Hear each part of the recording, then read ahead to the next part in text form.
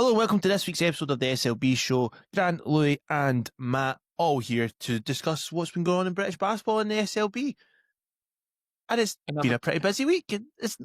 If Friday had happened not on Friday, the emergency pod buzzer would be going off and we would have congregated and talked about what had happened. Because, yeah, we all expected it, guys. But a big news week. It was confirmed that the BBF went bust.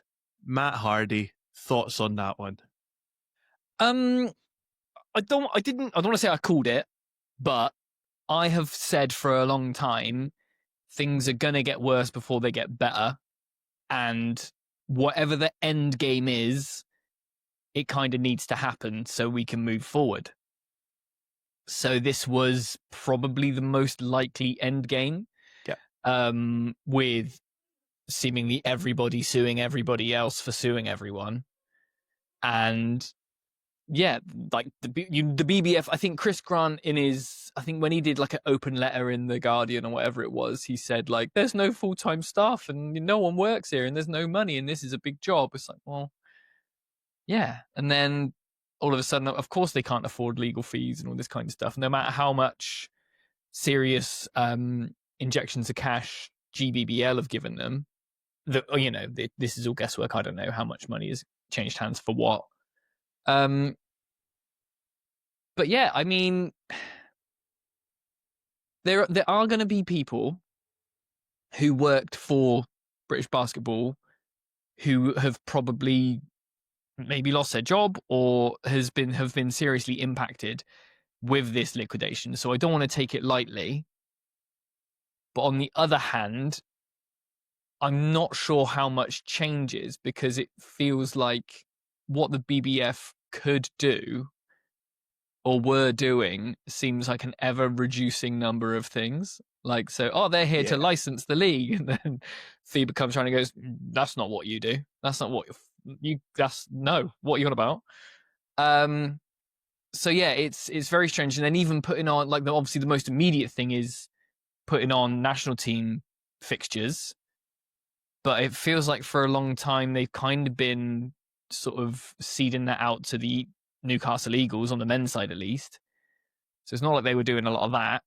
So I don't know how much is actually going to change, but I do know that obviously there is going to be something new built in place, and hopefully it will take the form of whatever FIBA decide is how everybody else is doing it and how it should be done. And I'm seeing it as a blessing in disguise. I think we've hit rock bottom. Yeah. And I think that's the case. Sorry, just jump in and agree with you on that one. Like, it feels like we've talked about false dawns and rock bottoms before, but like a business being liquidated is pretty much as low as it can go to start again. Yeah. So hopefully this rock bottom is the strong foundations that a new British basketball can be built on. Louis, anything you want to say on it? No, I just think that it provides a perfect platform from which, no. It just provides a perfect platform from which we can kind of advance the sport, and I just dislike kind of the current structure where the BBF is practically on an island that isn't really beholden to anything, and that's kind of evidenced itself by how this whole situation has kind of panned out. So, yeah, I suppose the telling thing is how quickly, or from what we've been told, is that Basketball England have kind of taken over the kind of day-to-day stuff of the BBF, if there was any day-to-day stuff, but in terms of like guaranteeing and putting on the GB games, because this is a big window, like start of a new cycle for both teams after Eurobaskets. Women have a new coach. It's going to be interesting to see with the men now being allowed to play. And remember, FIBA never said the game was cancelled against Lithuania. It was the BBF that said that the game was off. FIBA said it was temporarily suspended, and you'd probably have to say they'd probably hope to have this all sorted before that game, which it has been. So it was all very confusing, I suppose, for a lot of people to hear BBF say the game's cancelled when that isn't what FIBA said, I think that's what Dan and Dave were talking about last week, which I found quite interesting. But so Basketball England taking a lot of the running of it. Curious to see what the GB stuff, men's stuff, all looks like. Copper Box last minute confirmed. The whole ticket fiasco and Ticket gate. tickets put on sale. BBF saying they're not official tickets, and we've still not really heard what's happening next. Like, it just seems like one calamity after the other. So Matt, you weren't sure what's happening. It's basically it's been put out that the GB versus Lithuania game at the Copper Box, tickets put on sale, to then tickets were taken down from Ticketmaster. So not as if some dodgy guy selling tickets at the back of his Vauxhall Corsa, like the most legit ticket source website on the planet. Basically, it has to be from a proper, like, verified vendor. Like it can't be a random dude just going Is on. it fair to assume, Louis, that this has probably been put up for tickets have probably been put up by, like, say, Basketball England and maybe SLB together, and then the BBF have gone, no, this is still us, and yeah, is that a fair assumption? I think it's a fair assumption because we haven't been informed anything to the contrary. We haven't been informed properly, so we're in this realm where we can speculate. Well, because it's the only thing we can do, and frankly, that's what it seems like. It seems like a little bit of kind of mixed responsibilities. Yeah, potentially. So, well, obviously, there's some kind of mix-up. So, because as well, it seemed to be pictures linked back to, like, I think Drew Sullivan or Kieran Achara were mentioned, and I wonder if that's probably the last time. Maybe, I mean, the BBL used to be involved in GB tickets, and obviously maybe Basketball England as well. Maybe it was linking back to their previous accounts and they hadn't got around to updating that, but because they just wanted to get the tickets out there, because let's be honest, it's going to be a Lithuania home game. Yeah, I mean, trying to shift tickets, even, like, I can imagine the absolute sort of, it's like the meme from The Office when there's a fire, and like, oh my God, it's happening. Oh my God, it's happening. Like when FIBA actually lifted the ban and say, no, the senior men can play this game now with 3 weeks to go, less than that, 2. So I can just imagine the mad scramble to actually try and get this game on for whoever is still left in the building. Yeah. But yeah, hopefully no one's out of pocket, and if they are, they can get their money back somehow, because that sucks. Yeah, and quite frankly, like, Lions obviously have the Lithuanian connection. They're practically speaking like the most perfect people to kind of peddle these tickets. You'd think, really. 100%. So, and I suppose it's also in a week where we see from Company's House a 10th team share has been added to the SLB site. It's been quite openly talked about Liverpool were due to be joining the league for the season, and it was BBF that made it really difficult for them to kind of take part. And I suppose it's interesting that within the week of them going bust and everything happening, or going into liquidation, you hear about the change in structure of SLB management or boardroom, and 10th team kind of coming to the table, which I suppose, Matt, is the exciting part, or maybe not the exciting part, but like that, seeing that the growth of the SLB is still attractive to investors. I hope so. And, I think as much as you or I would be very nervous about spending money and all this kind of stuff, I think there's a certain level of wealth you get to where options still look like good options, maybe, and if you can sort of zoom out wide enough. So hopefully everyone that was hoping to pump loads of money into British basketball 18 months ago has kind of just been kept on ice by the sort of existing SLB ownership groups to just wait it out until this BBF sort of madness has stopped. And then now that we've had this, it's like, okay, now we can, and sort of Sanjay kind of said it in his statement, didn't he? It's like, now we can go at pace and do all the stuff we wanted to do.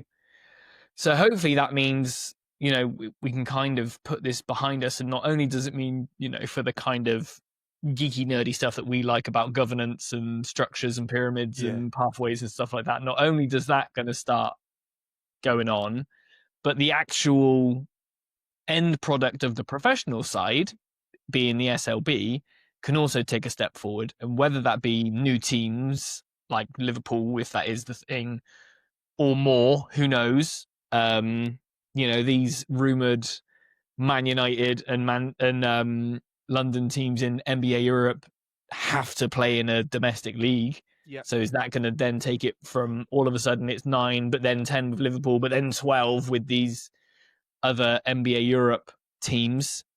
Who knows? But yeah, I just think hopefully now that this is the final nail in the coffin of what has been branded British basketball civil war, hopefully we can just fucking move on. Sorry for swearing. It's okay.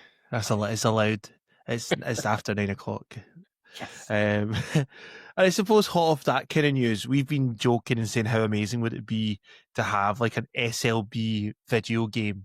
Does the league announce today that they've licensed it, and the league will appear in Pro Basketball Manager? For all you basketball or football manager nerds who really don't like spending time with anyone in their lives, like us, we now have the online version to play. $26.99, $25.99, whatever it may be, available on Steam. Steam. I've already bought it. Stream, but I said Steam. Yes, but what does that play into, Grant? What are the rumors? Are we going to stream? I mean, we could always put me playing the game on Twitch. If you want to watch, if you want to see the uprising of 1,000 likes, Grant will live stream a whole season of the Pro Caledonia Basketball Gladiators Manager 26 on as Pro he tries Basketball to Manager. take the Caledonia Gladiators to glory. Make it happen. Get them a single win. Oh, it's definitely happening. However, like if I know Matt's he's downloaded it. I've played about half an hour on it. I've recruited some coaches, getting my scouts all, and the players arrive. So is this? Do you want to do quite like? Is this current rosters are already there? Like as if you're playing Football Manager the season ahead. It's got player ratings. The salaries are wild. Like I just quick look. Every team I think has got one player with just an outrageous salary. For the Gladiators, it's Kevin Allen, $30K a month. You then got players. I think Kyle Jimenez might be $1,500 a month. I think every team's got some made-up youth players as well on it. One thing I did like is, for example, some of the players that were obviously announced like way before the season started, is they've got their photos on it, so like you can see wee Fraser Malcolm's face. It's not just a computer AI generated whatever. Yeah. He is a real person. And that must be sick for the people that play in our league. Like, it's kind of cool, like in a really nerdy niche way. Like, they're never going to be on NBA 2K, but they're on Pro Basketball Manager 26, which must be pretty good. So I've downloaded it. I'll be obviously trying to get the Flyers to win the league, etc., etc. But yeah, it'd be interesting just to see, like, even as someone who's concerned with where our league kind of stacks up with other leagues, right? Having an objective source kind of say, okay, well, I know it's not an exact science, but having that where we sit and where the players sit that are in our league, how they sort of compare to other people around the kind of comparable leagues. And yeah, it gives every team a star rating. London has the highest star rating. I think it's like 4. Most of the other teams are 2. I think Leicester and Cheshire might be 2.5 stars. Okay. Okay. Well, our good pal Rob from Discord has been playing it, and he said, I've played 2 games as Surrey and lost both by 20. So it seems pretty spot on. Well, that's really real life then, isn't it? Sorry, Rob. Wait till the Glads lose by 35 to Surrey or something. Then we'll see. But yeah, I guess if anyone listening is going to play Pro Basketball Manager 26, then let us know how you get on, who you sign, all kind of escapades. I know which players are you selling or waiving or trading for, whatever. I'm really curious, and I wonder how long I can actually just get into it and play, because I always think my laptop's dying, like dying, and I do want a new one. And I started playing there, and I was like, is it the engine of the game that's slow, or is it my laptop? The chances are it's my laptop, but hopefully it speeds up. But yeah, no, I'm curious to see what more people say if people get involved. Then I suppose the more people that maybe download it and play our league, they'll maybe put more into it from our league, and you never know what could happen. Fingers crossed. Fingers crossed. And Louis not downloaded it yet, but he's too busy playing with, as Matt put it, real life basketball spreadsheets and AI stuff to have to play what mere muggles like Matt and I playing fantasy basketball. Yeah, I mean, no, nothing to add. Just call yourself muggles. It's fine. Called myself a lot worse. All right, let's talk about some actual SLB stuff now. On our Discord and across the web, we've seen a lot of kind of chat about Manchester basketball and how I think everyone kind of expected them to be the next team or top 2 team this season, and they've really, really disappointed. The kind of shock signing yesterday, whatever it may be, of Duke Shelton going there as well, kind of left us all like, what? Why has this happened? As if it doesn't really make sense. And I suppose that goes instantly to Louis and being like, firstly, make that signing make sense, if possible. Make it make sense, Louis. Make it make sense, Louis. And actually, are Manchester a real issue? They're maybe struggling a wee bit in the NBL. They've played 7 games. There's 3-4. A win or a couple winning streaks can do a lot. But yeah, what do you reckon? Okay, so to talk about the Shelton signing, a thing that I kind of mentioned on X was kind of the deficit of like offensive rebound percentage when Osaboyan's on the floor. So basically, the Manchester's giving up a ton of offensive rebounds when Osaboyan's on the floor. So obviously, vis-a-vis, that means that obviously they're having rebound difficulties with him, and obviously his size is kind of an issue, presenting itself to be an issue, and that's where I mean I assume kind of Shelton can aid in plugging that gap a little bit. But the eternal issue is, I mean, those are 3 players that play the 5 spot. I mean, you have Nicholson, you have Osaboyan, you have Shelton, who all have to kind of play the 5 spot. Okay, Osaboyan's much more mobile and skilled than the other 2, so there's a feasible option for them to go kind of like a dual big, kind of him at the 4, maybe a Shelton and Nicholson at the 5, which is what you assume is kind of their thinking, because otherwise rotationally it doesn't make any sense whatsoever. Because I mean, you're not going to fit in three bigs that need minutes into that rotation. But like honestly, like I just don't get it. I'm just gonna be frank. I really don't get it. Wasting those types of resources, for a guy that will need to be paid and will. I mean, look at him at Leicester. We kind of got rumors that he kind of had issues with his minutes over there, and obviously we know Duke to kind of be I think it's fair to say a little bit tempestuous or whatever. Oh, good word. A little bit could be a little bit controversial in the locker room. St. Albans education being fully used there. Yeah, man.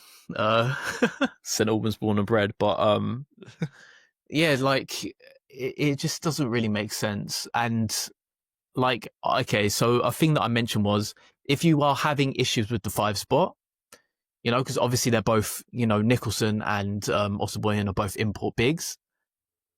Switch out one of the imports. Get an import. Go import for import. It doesn't make sense to waste all these resources on another big. I just don't really get it. But as for kind of the other issues in terms of like, can I say something just on Duke's signing? Yeah, please guide me. He's no. I'm agreeing with everything you're saying. Like, it's really interesting move having Duke in when you've got someone like Gabe Osaboy. Like they're generally quite, in terms of characters, very similar. Like we know that anyone watching Duke in the last couple of years in this league know that he can be a bit, a bit dramatic, likes to have a pop and whatever else. And the time I saw Gabe up in Glasgow, I'm just going to say Glasgow, but he was the exact same. Didn't mind having a pop at his coach or teammates, whatever else. So you're now throwing another guy with the exact same attitude kind of attributes. I think it's a crazy pickup. It's endlessly curious, like in terms of locker room dynamics. If you were to say they maybe got rid of or cut one of their import bigs, brought in Duke, so that then they could bring in an American in another position, you'd understand it. And that might still happen. That could still happen. It would still be a really weak kind of 5 rotation, I think. But it would make more sense from a rotational perspective. Okay, and remember, you've still got someone like a Zach Irvin that can do a small ball 5. You've got and also Kane Henry. Oh, what's his name? Which position? Because they played him in the preseason at the 5 spot. They're 4-man. That's really annoying. I've just got the roster here, so that is. You're supposed to know this roster off the top of your head, Louis. Osaboy, Nicholson, Johnson, Cleary, Jones, Smith, Irvin, John, Adetukasi. Adetukasi. There we go. Cut that. We got there eventually. Yeah, because they played Adetukasi as a small ball 5. So that also so that addition of that forces it so that they can't really play that small ball. Yeah. So, okay, continue, Grant, continue. No, it's just, it's almost like it's stage 1 in their kind of roster overhaul that we've not really seen what stage 2 or 3 is going to be yet. Like, it feels like, having watched them on it quite a bit, Otten doesn't seem to have that chemistry with his team either. We kind of talked pre-season about which coach would be, I don't know if we were all on that one actually, which coach would maybe be under most risk of this season. And I think we all of us agreed. I think we all did that one. We all said we reckon Manchester's the most volatile kind of situation. Is that right, Matt? I think so. Yeah, I believe so. So when we look at, you're starting to talk about Manchester as a whole, is there a case as well with a few of their imports, like Jones, Nicholson, being rookies? Is that an issue that they've had? I just think it's just squad balance. Like I mentioned it in the preseason write-up. Like obviously I had Manchester high, but I kind of mentioned this issue that could present itself in their guards and their level of kind of ball dominance, really. Yeah. Their level of ball movement and kind of their playmaking ability, and that kind of presents itself in Manchester's wider assist percentage because they have the lowest in the league or thereabouts. So, I just don't really like the kind of level of ball movement from their guards. It just doesn't really work, and then you have just a lot of mismatching pieces. I feel, I just don't feel like the dynamics are really really working. So, yes. So, what do we reckon that the possible solutions are for Manchester? If, let's just say, I suppose the easiest option is roster overhaul. We know Manchester have got the financials to kind of go and do that and maybe make changes. It felt like times I've watched them, Kyle Cleary is kind of like the man who's trying to just bail them out of games. Do they need to? I'm throwing a lot of questions out there. Jump on any one of them you want, guys. Have they got the point guard that they need? Is Johnson maybe the stronger point guard? Jones maybe leading them in scoring, but is he the guy for them? And we've just kind of said about, have they made, you're saying about balance, but have they got too many guys like Adetukasi, Zach Irvin, Henry, like too many kind of similar guys for different positions as well? See, that kind of could come up about like their wings and kind of the ability to kind of have secondary creators in a lineup, because obviously you have Kyle Cleary who's coming off of like kind of curls and pin downs, etc. Like, you know, firing off of them, catch and shoot. But you don't really have that. Because you have like a PJ and a Max Jones who are dominating a lot of the usage, but then you have guys like you know, like Kane, Henry, etc., who offensively are mostly kind of spot up guys. So it's not, because obviously the ball's sticking a lot with their guards. It just kind of makes a lot of awkward play, really. You know, so that's a question, but I think it just all revolves around the kind of the level of guard play, you know, and then if we're how to they believe, utilize these players. if we think about it, what was announced first, the roster or the coach? Like how, like, and it could be that Otton was already signed, but if we just do it in chronological date order, the assumption would be that the players have been signed and then the coach has been signed. I always find that a weird dynamic in basketball, unless you're like the top teams where, yeah, you kind of get that where it's like the GM's quite heavily involved, that kind of side. I don't think Manchester are there as a club. So is this one of these ones where Otton might be the coach, but he's not actually brought any of these guys into the mix? Is that, Matt, you're nodding your head there, is that a thought we could go down? Yeah, I think that's kind of where we were kind of at last time when we sort of mentioned the thought that you sort of alluded to earlier about being under the most pressure. So when a coach comes in, we know that if they get off to a bad start and the roster's not clicking and what's happening is the situation with Manchester at the moment, we normally, like, fans will normally say, oh, well, you know, it's not his roster, or they didn't have the right a whole off, this time they've got a whole off season, and oh, this time they can build the squad they want.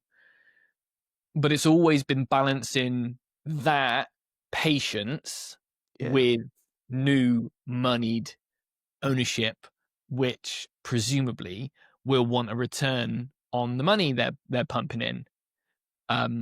So yeah, that's always been the trade-off. It's like, if that's happened, how sort of twitchy do the ownership get? But we'll see. I'm assuming Otton's got at least he's got a contract, so I don't know how if they might be able to biff him off mid-season, or if that will help. But remember, they also had Cody John, who came and went. Like, he was a returning player, and it's quite unusual for a returning player to be cut into that second. Do you know what I mean? Like, that's quite an unusual situation, which would then point towards the coach, wouldn't it? Yeah, but you've got to think about Ian DeBose too, though. Remember when he returned and he then he got cut. Oh, right. I was going to say he's not at Manchester this season, though. No. Yeah, that's true. Yeah, and I said the same thing. True. I said the same thing last season. I found that weird. I found it a bit of an odd move for everyone. And was he cut? Who cut him? Which coach cut him? That's a very good question. Can't remember which coach cut him. I'm just looking at Manchester's next 5 matches, and they've got Phoenix twice, the Flyers. That's going to be tough. That's London, tough, and then Surrey, and that's the rest of the. And Surrey's their bogey team. And Surrey's the bogey team. That's very true. Who they beat at the end of October? Just. No, they've not beat Surrey. Yeah, they haven't. Oh, sorry. No, yeah, I got muddled up. Yeah, so could be a lean Christmas in the basketball's household. And I think that could be very, very bad for Otton, because it will not look good if they're on a 5, well, how many games they've lost already, +5 losing streak. So yeah, they've lost their last 2. A question in the Discord just on this topic, so it may as well get thrown into the mix now, from Joe. Good guy, Joe. We like Joe. Just how far down the list of issues was a backup centre minutes for Manchester?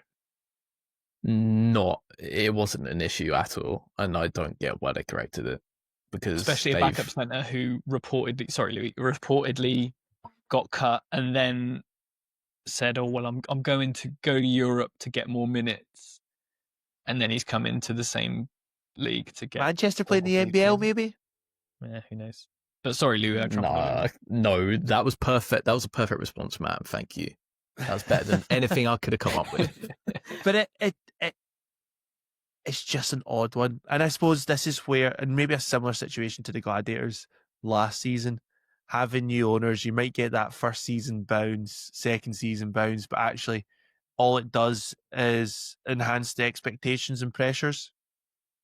And that decision making of whether it's a coach or bringing in whoever is really important to get right. Because the expectations, like Manchester, we were really impressed by them pre-season. They beat Strasbourg, which is okay, yeah, pre-season, but still big kind of win. Expectations were raised. We looked at their ENBL fixtures, and we thought they were am I right in thinking they were the easier of the three British teams' fixtures? Yeah, I think so. I think that's what we kind of hinted towards, and yeah, so yeah, they've already got 2 losses, so so it's not great. It's not great reading. And I know a lot of Manchester fans and Discord and across social media aren't too impressed with what they're seeing. So curious to see if there's going to be anything happening there. Right, I've got to also add. Go for it. Because there's another point that can be raised, because obviously Caledonia also got an import backup big. Okay. So there's an interesting trend recently, if you can call two a trend. I'm not too sure about that, but about people spending resources on getting a bigger, like 5 contingency, so to speak, more 5s on their roster, more of a 5 rotation. Do we feel like the league? I can't remember. I feel like we've maybe talked about this already. Do we feel like the league's got bigger this season? We've talked about it, haven't we? We've always talked about the league being guard heavy, but it feels like it's quite wingy at the moment, or quite sort of positionless basketball, and just everyone's sort of 6'8" and can do everything. Not That's 6'7". Newcastle. 6'7". I'm pushing 40. I can't say 6'7". Yeah, the ones with kids. All my daughter goes on about 6'7". Shut up. Anyway.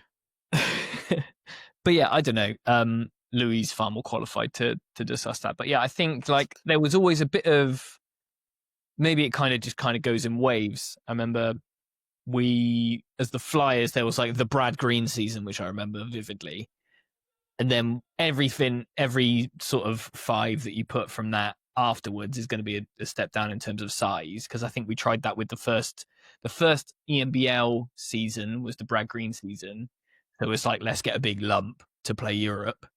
And then it turns out it felt like SLB teams were almost trying to play in a European style in a European competition, but we obviously weren't as good at that because that's not how we play. So we switched back to going, let's play this kind of hybrid America Euro style that the SLB kind of does. And we've been doing a lot better. So maybe it's like we've reverted. We didn't go traditional big, but we still need size. So that then means you've got a load of kind of sort of 4-5s that can kind of are big but not traditional big. And then maybe that's something that people have been trying to scoop up on the charity pile. But if we see like kind of the bigs across the league, like we have obviously Darnell Brody with Bristol. We have guys like Kevin Allen who are proper like post scorers, you would say, pretty dominant post scorers. And obviously you have Lions as the best team, who everyone's looking at, who has Joel Scott, who's by far and away he's just basically impossible to stop in the post. Obviously they have Jonathan Williams too, who's difficult to stop in the post. So it's about kind of that matchup with size, so to speak. And obviously Caledonia, previously they had Dan Carr as kind of like their backup 5. So he shout out Daniel Carr.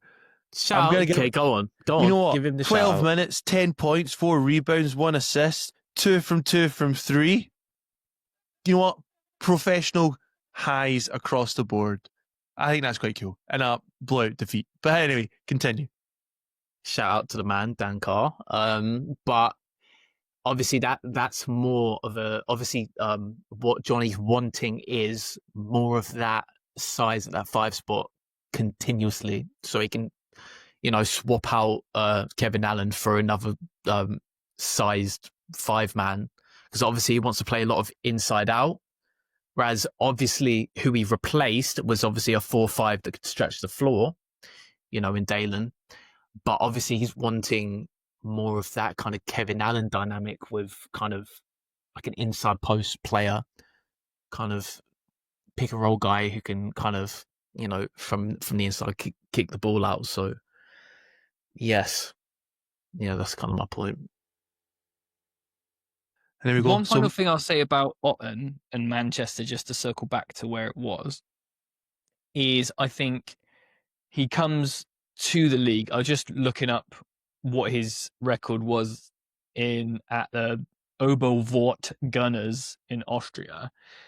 Last year he went 32-7. So I think that probably gives him quite a lot of rope. Do you know what I mean? Let me also add. I don't know if it does. I genuinely don't think it does. Firstly, as Dave Forrester once warned me, the Austrian league is not that great. Okay. And also, as a Dutch scout also warned me when Otten came into this league, he said Otten's mid. So I hope he said it. Really basically, he wasn't impressed. Yeah, mid. Basically, he wasn't very impressed by his stint at his club, because he was a supporter of Groningen. So where he got sacked. So there we go. Well, there you go. There you go. I also learned, having scanned on the Manchester Basketball website, that their Player of the Month award is sponsored by Hennessy. So that made me laugh. That's actually quite sick. It's mint, isn't it? So, it's actually mint. And also, their website, I think, is the best in the league, because they have on their player profiles the players saying their names. And see, for people like me who need to know how to pronounce a name, thinking they might be quite difficult, it's the best resource out there. Just what professionalism looks like, and we appreciate it. So one thing going right for Manchester. They've got a good website. Website power ranking next. Next up. Next week's show, no spoilers. In terms of, we're talking, just jumping back to Pro Basketball Manager, Rich from Newcastle saying that his Newcastle Eagles brawl during the game against Caledonia Gladiators. The fans were uncontrollable, and some of them got into a brawl during the game against Gladiators. It might be wise to increase security in and around the arena. That's hilarious. This game's going to be quality. This game is already quality.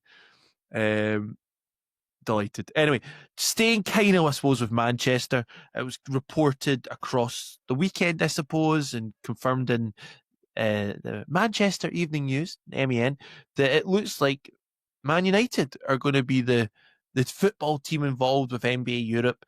I think the expectation from a lot of people in the space and around, and kind of been talking about quite seriously, was the fact that it was going to be Man City. I've got a feeling a lot of Man United fans, considering all the financial stuff going on at that club, are not going to be too happy with this. Is that fair to say? I mean, one of us is a United fan, aren't we, Louis? So United. Yeah. Big up. Are you being serious? Do you want me to speak about it? I genuinely didn't know you were a United fan. Well, I mean, in passing, I'm not die-hard, but my dad was a Manchester United supporter, so lineage. Yeah, I'm all about the lineage. But let me go on. Okay, so Continue, the assumption was that it was going to be Man City, because obviously the big arena in Manchester, Co-op Arena, which is where you would assume an NBA Europe team would kind of go to, is, well, it's basically on the Man City campus, isn't it? Yeah. So basically, how does that make any sense? I mean, that's up to you. I mean, it's kind of confusing, but hey ho. I mean, if Manchester's already agreed to it, then I mean, where they're going to play, I don't know, but it's fun though. I mean, other teams you can understand because, like, if it's Liverpool and not Liverpool, Arsenal or Chelsea, owners have kind of NBA involvement. Does Ratcliffe and Ineos have any involvement in basketball, or do you think this is Ineos's way of taking over America? Well, you're trying to think from a business point of view, I suppose. Well, Ineos Um, have so many like business ventures and kind of so many sporting kind of outlets. It's kind of the kind of third party ownership. Well, third party is in like extraneous to the NBA, where you could kind of see it happening. Yeah. Potentially. Well, okay. Obviously, beside from the random like Manchester like issues, like United issues, that's where you can see kind of Radcliffe being like, maybe I want to go into another like performance sport and see if I can kind of dominate this market. So, well, because football, cycling, and now basketball. I mean, it's kind of a weird business mix, isn't it? I think he's involved in something else as well. I can't think what else Ineos involved in. They were involved in Sailing, wasn't it? hey, big We up. got there. Big up sailing. The cool thing about Manchester United potentially having a basketball team is that there is a tie-in there with the history, because they had a basketball team in the 80s, 70s, something. 80s.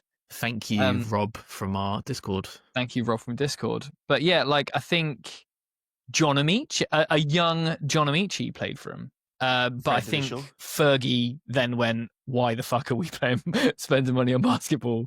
Let's just be a football team, which is fair enough. So at least then, you know, I would be all for it, if nothing else, just to hear Dan Routledge say something clever about it, because that would be quite, for a sport in this country that doesn't have loads of history to talk about, or doesn't talk about lots of history. I think tying that all together would be very cool. It would also be very cool to have two NBA Europe teams in the SLB. Just putting that out there. Yeah, I agree. I think that's true. Continue. No, I was going to you're saying two NBA Europe teams in the NBA. I was going to say, how about two SLB teams in Manchester? Love it. Bring it on. Like, that's proper rivalry there. The rivalries, I'm all in, especially if it's like they're both kind of, if one was like, if an NBA Europe team moved into Surrey, do you know what I mean, and was just had almost like 1,000x'd their budget, then that's just tight.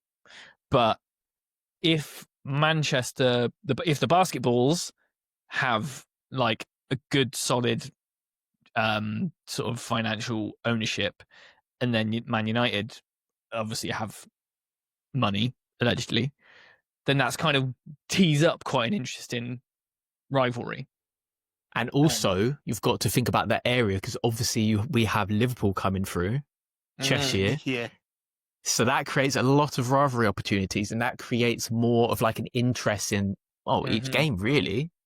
It creates more of an interest per game, so more better product for us. So if a Manchester United basketball team plays in the SLB, I promise that I won't cut my hair until Manchester United basketball win 5 games in a row. What? I get it. You know what? No, the Man U fan has not cut his hair for like a billion days. Okay, because good reference. Good reference. Big up. That's a cultural reference. I like that. I can't up imagine to date SLB show. I genuinely can't imagine you with long hair. I'll send you some photos, mate, from my youth. Were you a bit of an emo? No, let's move on. But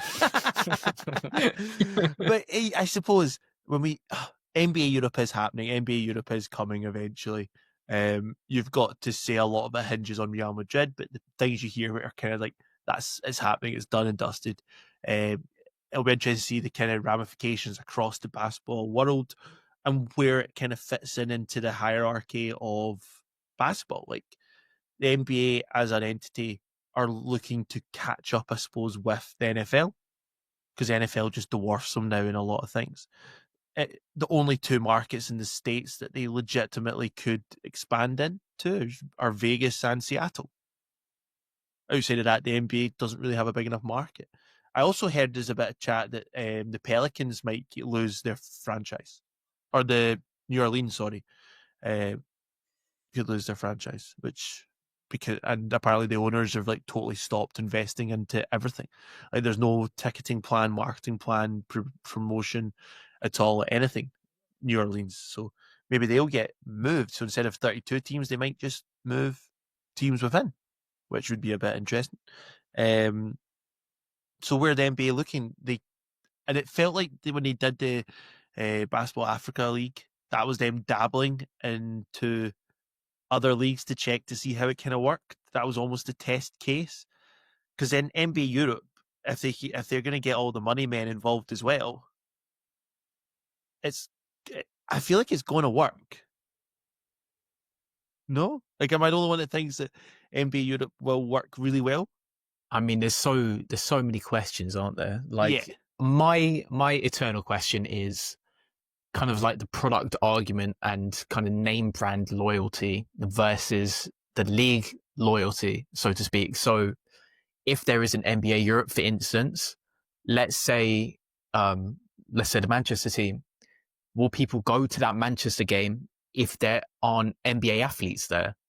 You know, if there's like Matt Morgan on the court, you know, will they still go to see that product? You know, because I think that's a very valid question, because if you look at London Lions and how much they've spent to kind of pump that product, you know, which has been a very high quality product on the court, you know, people haven't gone to see it, you know. So if we look at NFL Europe, for instance, that completely failed because people didn't have any loyalty to the players on the floor, on the pitch, and they didn't have any and the level of play wasn't good enough to kind of warrant that kind of casual entertainment, basically. So there are questions in terms of that, and then there's questions in terms of like team loyalty. So if we say like a team like Manchester United, you know, that kind of excludes the rest of that city. You know, Man City fans will now not go to see them, which kind of, you know, in terms of audience capture, that's a big kind of demographic that's not being captured. So there's issues in terms of that, and you know, they're gonna have to overcome it. You know, so yeah, go on. I suppose is this also the chat in terms of how much does basketball become just tourism? Because there was not a bit of chat last week about the sheer horrendous pricing of how much the tickets are for the O2 for the NBA game coming up. Like people spending apps like £300-400 per ticket just to get to a game, whereas you could, if you wanted to spend £800 to £1,000 on tickets, you'd actually be cheaper near enough flying out to the States and watching a game than going to London. It's nuts. Like how much is just basketball tourism? Yeah, I think another sort of bit of it, I think it'd be really interesting to see the reaction of if Man United brought out a basketball team, would that convert diehard Man United fans to try basketball? So I know that this already exists with Real Madrid and Barcelona and Bayern Munich and stuff like that. But I just can't see that journey happening. If you've got a diehard football fan or a diehard Man United fan who lives and breathes Man United, would the news that we've started a basketball team make them go, "Oh, cool, yeah, I'll go the basketball then"? I just can't see it being a thing. So now you're just kind of, I just can't see it. Like my thing is, like, just imagine the average football follower in this country. Imagine them trying to wrap their head around basketball. Yeah. The attitude would be like, because okay, I know my dad. I know how my dad perceives basketball. He just calls it netball. Oh, He just calls it netball. That in terms of perception of basketball, like imagine your average kind of football goer. It's not really a thing that's very well. It's just not very well compatible. If that makes sense. It's Which like leads the into perception the just isn't good. Fans to be basketball fans. Which then leads into the argument that, well, yeah, it's just going to be people coming to visit Manchester for the Manchester brand and watch basketball. Yeah, maybe. Maybe. And then at that point, the question has to be, like, is that like what does that make the sport? Yeah. If it becomes like a joke of an attraction, kind of like this massive commercialization of it, that like where does that leave the sport? So, I think there's a lot of questions going around, but there's a lot of questions in terms of where the sport is going, if that kind of makes sense.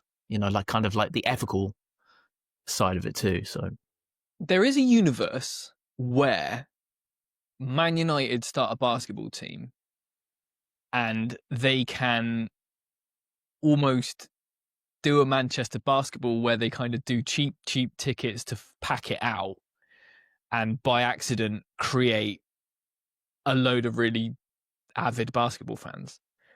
Yeah. But I just don't think it's very likely. I'd love to be wrong. And, we all want British basketball to win. And I'd love it if a NBA Europe team came into Manchester and killed it and were, all singing or dancing and selling out 15,000 people a week or whatever. But I just don't think it's very likely. But something else just popped into my head when we're talking about almost northern basketball becoming a bit of a powerhouse. There's also that 5,000 seater arena in West Yorkshire as well, right? So good. hopefully someone could go into Good there. mention. So Leeds. That Leeds/Bradford connection. Leeds/Bradford finally. But it wasn't. It wasn't. I don't think it was connected to Yorkshire Dragons. I think it was connected to Matt Newby Yeah. at Leeds, whatever. Yeah. The Leeds Basketball Club or whatever. So potential future SLB option? Yeah. Question mark? Because Leeds' first time round when they tried to come in the BBL were It's almost fourth. destined. They were almost destined to fail instantly because right before the season commenced, the university pulled out. Well, only played at Carnegie and all that. Like the university pulled out all sorts of funding. So the fact that Leeds limped on for what it did, and actually Leeds brought a couple of really good players into the SLB and gave them a chance, like Marek Klassen, for example, who's played like Europe Cup and maybe BCL as well at some quality teams. Like Leeds Force had him. Like it's weird. But I suppose even hearing the fact that a place like that, 5,000 seater arena for basketball, like how good's that? Like we almost want your governing. This is going down I suppose a tangent off that. That's like, what we do best. I love a tangent, but like your governing body, regardless if it's or British Basketball Federation or whoever, should be absolutely championing all these extra things. Like where was BBF showing support, or have they showed support for London Lions getting a new arena? Do you know what I mean? Like you wonder, like this is the kind of stuff that the governing body should be in the makeup of doing. It feels like a 5,000 seater arena in West Yorkshire brings in so much revenue for whoever's based out of it as or lead tenants or owners or whatever, the local community, jobs, stability, all those buzzwords that they talk about when things are getting built. I think, okay, that's probably, will that happen before Bristol get their arena? Probably. But at least it's positive to hear it being spoken about, not just as an arena, but as a basketball arena. Yeah, bring it on. Like, yeah, I'm all in. I'd love it. I think it's quite a fun topic of debate. Like, you wonder, it's basically all confirmed it's going to be London and Manchester, but then you look at markets after that, you're like, what does that mean for Birmingham? Like, will Birmingham look, you know what, I want to get into this SLB action because you know what, there's a big chance of getting maybe a wild card or one of the qualification places for the NBA Europe. Where does it then leave? I mean, after that, the biggest market in the UK behind like Birmingham, I suppose, is Scotland. Scotland as a whole. Like, what does that mean? Can the Timoneys jump on anything with that in terms of encompassing that full Scottish kind of element? What does it mean for, NBA Europe? What does it mean for Ireland? With a massive amount of Americans proclaiming their Irish roots. There's imagine Dublin having an NBA team. I could see that happening really easily. That'd be sick. Yeah. Like there's a lot of possibilities with this because of, I suppose, population, culture. But yeah, I'm just throwing out random cities. The one thing I think the world or basketball are quite disappointed with, it doesn't seem to be any of the Eastern European countries are getting a kind of look in. There's none of your Baltics countries. There was no Lithuania. Turkey was mentioned because of Fenerbahce. Is that right? One of them. Yeah, and then was it a Or Greek team? Galatasaray. Or maybe Galatasaray. It's one of the football teams anyway. Is that a big risk for NBA Europe not really having that kind of basketball, or countries that you proclaim to have basketball as their number one sport? Is that a risk? I mean, obviously, but they're not going Economic into firepowers. Yeah, they're going for they're going for the big money. They're putting all their chips in to get the bigger markets. Yeah. That's all they care about. That's why they're not going for like Greece, kind of the smaller like market capital kind of countries. Which is obviously it's going to be bad because that's where the hardcore basketball audience is. If you're entirely sustained on kind of, if your entire business model is entirely around capturing kind of like a casual audience, or trying to transition NBA fans into NBA Europe, I mean that's a big risk. I feel like if you don't have that hardcore audience of the Balkans, of the Baltics with Lithuania, etc., that I feel like that's a big risk. Because I mean, what if nobody's caring about the games?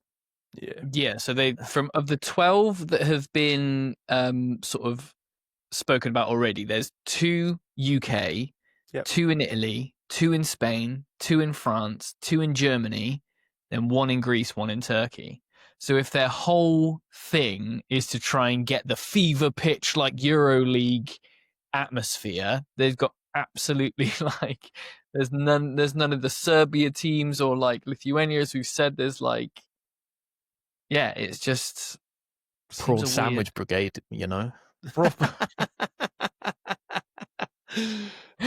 Yeah. So yeah, it just feels like a weird flex. Yeah.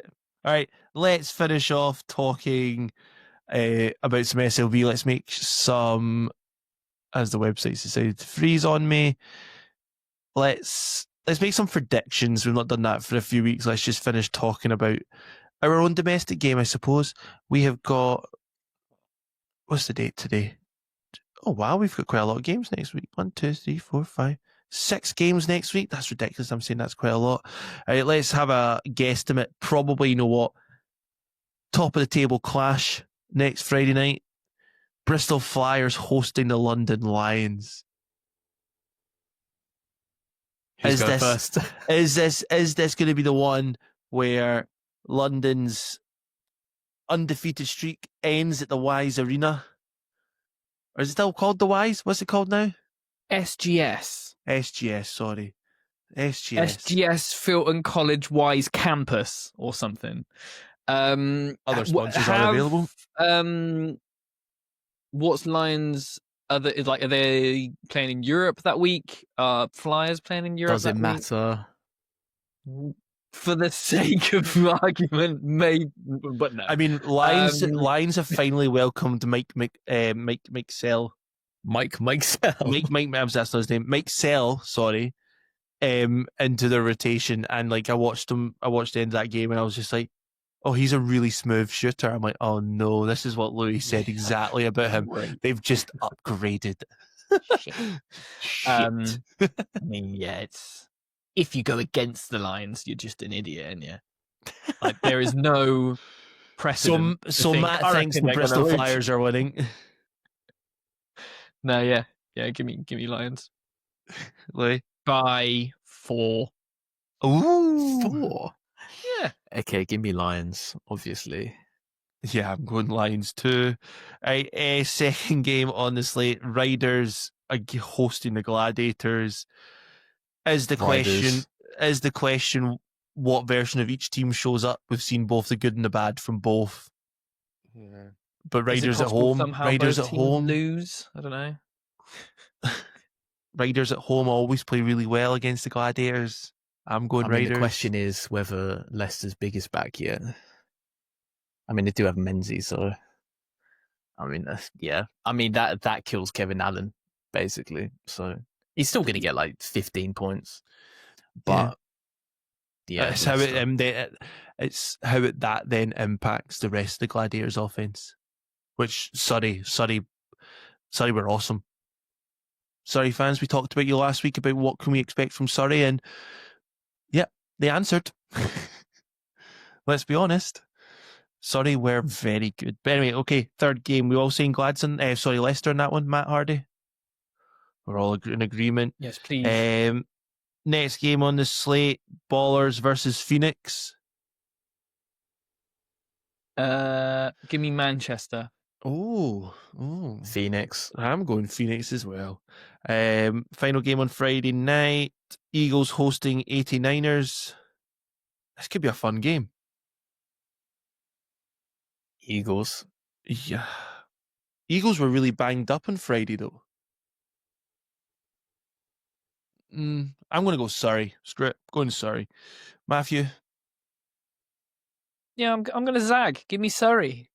Give me this. Give me the 89ers. Is it a sag? Is it a sag? I don't know. It's a really mild zag. Right, we'll get 2 games on Sunday.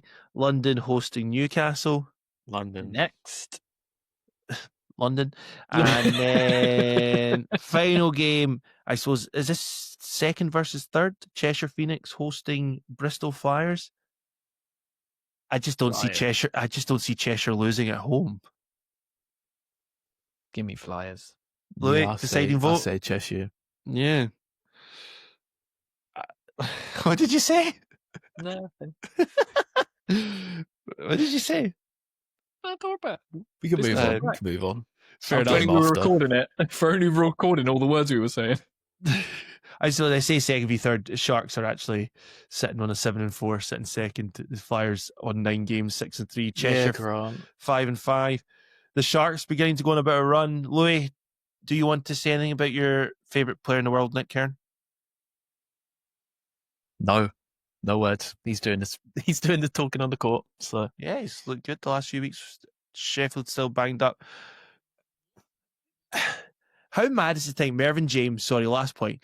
Mervyn James was such a big player last season. He was Surrey's best player, arguably best player.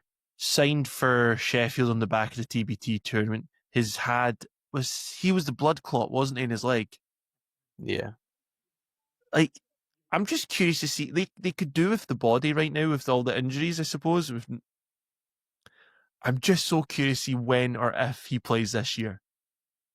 Yeah. Like this year, like before Christmas. That's the big question. That's the big question. Honestly, I feel like kind of it's the Dave quote, like addition by subtraction. I feel like that's really kind of. I mean, obviously they're down bodies, and that they've struggled with kind of Deloach's kind of availability on court, but I feel like it's allowed them to be a little bit more kind of focused offensively, rather than having to share the load, so to speak, with obviously a couple of high usage guards in Prentice and Rodney. It's allowed Rodney to shine. And Nick Kern, I'm going to be serious about Nick Kern for a second, instead of just being stupid and playing into the stereotype. I'm going to say I really liked the way Nick Kern kind of played against Manchester in how controlled he looked, because he's struggled a lot with turnovers. His IQ in terms of kind of just driving into lanes with reckless abandon, kind of turning the ball over a lot. Yeah. But he looked more controlled, hitting players in their spots, playing more within the offense. More, instead of just forcing drives, he's played more within the sets and kind of getting, hitting Dirk on the cut, etc. So, yes. Big up Nick Kern. November's Player of the Month is coming his way. No. Anything you guys want to add? No. Good quick show again. To you both, thank you so much. Thank you to all our new, I'm going to say subscribers, but new donations, whatever that may be. Big up. Big up. We thank you very much for showing your support to us. If you can do that, you can find that in our link tree, a link to buy us a wee coffee type thing. You can donate a one-off fee, subscribe monthly. It's totally up to you. Thank you to everyone who keeps sharing the podcast in general. So thank you for everyone getting involved. Thank you to the guys, and we'll be back next week for another episode of SLB Show.